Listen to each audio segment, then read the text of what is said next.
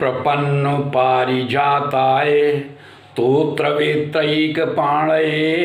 ज्ञान मुद्राय कृष्णाय गीतामृतदुहे नमः।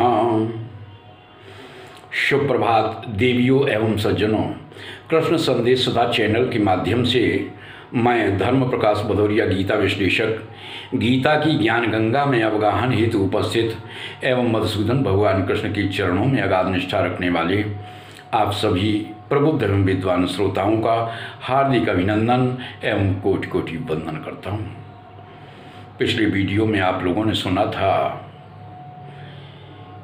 जिसमें मधुसूदन भगवान कृष्ण अर्जुन को बता रहे थे कि देखो अर्जुन, कि जब कोई साधक योगारूढ़ होना चाहता है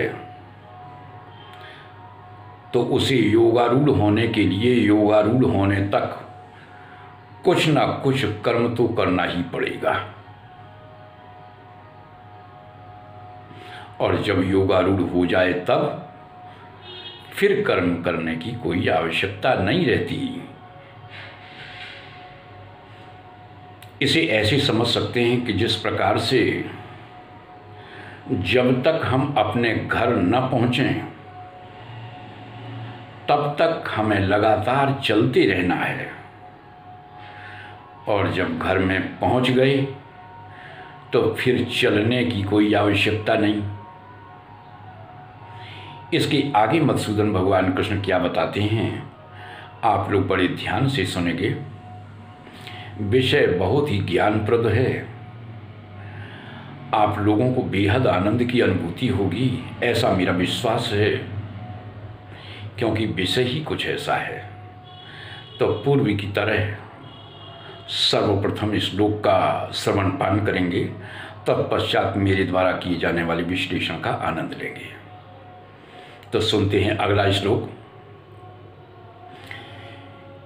कि यदा हि नेन्द्रियार्थेषु न कर्मस्वनुसज्जते सर्वसंकल्प संन्यासी योगारूढ़स्तदुच्यते। इस श्लोक के माध्यम से मधुसूदन भगवान कृष्ण अपने प्रिय सखा अर्जुन को बता रहे हैं कि देखो अर्जुन, जब साधक में इंद्रियार्थ की प्रति यानी इंद्रियों के विषयों के प्रति और कर्मों के प्रति अनासक्ति का भाव आ जाए, यानी जब समस्त संकल्पों का संन्यास हो जाए तो समझो वह योगारूढ़ हो गया। यहाँ पर विशेष रूप से ध्यान देंगे कि हमारी जितनी भी इंद्रियां हैं, चाहे वो कर्मेंद्रियां हों चाहे ज्ञानेंद्रियां, सब की सब अपने अपने कर्मों में संलग्न हैं, सब अपने अपने कर्मों में लगी रहती हैं। यदि उनके प्रति मेरा यह भाव बना रहे कि हमें तो इंद्रियों के यही विषय भोग प्रतिदिन चाहिए, तो समझो फिर आप योगारूढ़ नहीं हैं। जबकि होना तो यह चाहिए किसी इंद्रिय विषय के प्रति मेरी आसक्ति बिल्कुल ना रहे। देखो, जो सुनने को मिले उसे सुनते जाओ, जो देखने को मिले उसे देखते जाओ, और जो स्पर्श करने को मिले उसका स्पर्श करते जाओ। अरे तुम किसी का स्पर्श करने के लिए थोड़े जाते हो, तुम किसी का स्पर्श करने की कोशिश नहीं करते हो, बल्कि वही तुम्हारा स्पर्श करने की कोशिश करता है। अरे तुम तो वह हो जिसे कोई छू तक नहीं सकता। वास्तविकता तो यह है कि संसार का कोई ऐसा विषय नहीं है जिसने आज दिन तक हमें देखा हो। तो विलक्षण बात तो यह है, विशेष बात तो यह है कि हमने तो ईश्वर को भी 1000 बार देखा है, लेकिन ईश्वर ने हमें नहीं देखा। क्योंकि जब ईश्वर हमें देख लेगा उस दिन द्वैत भाव समाप्त हो जाएगा। अहम ब्रह्मास्मि का स्वयं में उद्घोष हो जाएगा। तो इसलिए वास्तविकता तो यह है, विलक्षणता तो यह है कि हमने स्वयं अपने को नहीं देखा। हम तो एक ऐसे झरोखे में बैठे हैं जहां से देखते तो सबको हैं, लेकिन देखे किसी के माध्यम से नहीं जाते।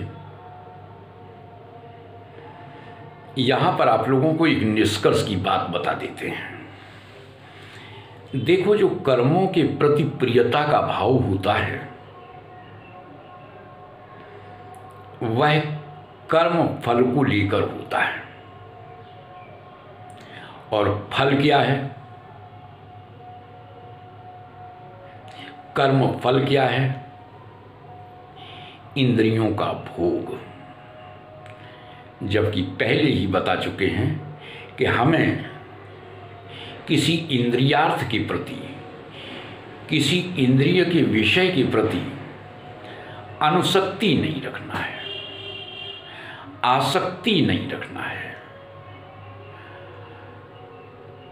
तो यहाँ पर विशेष बात यह है कि योगारूढ़ होने के लिए निवृत्ति इष्ट है, प्रवृत्ति इष्ट नहीं है। इसलिए आप सभी सुधी श्रोताओं, योगारूढ़ होने के लिए कमर कस लो। तो आज की वार्ता बस इतनी ही। आज की ज्ञान चर्चा में यदि सचमुच आप लोगों को ज्ञान, सचमुच आप लोगों को आनंद की अनुभूति हुई हो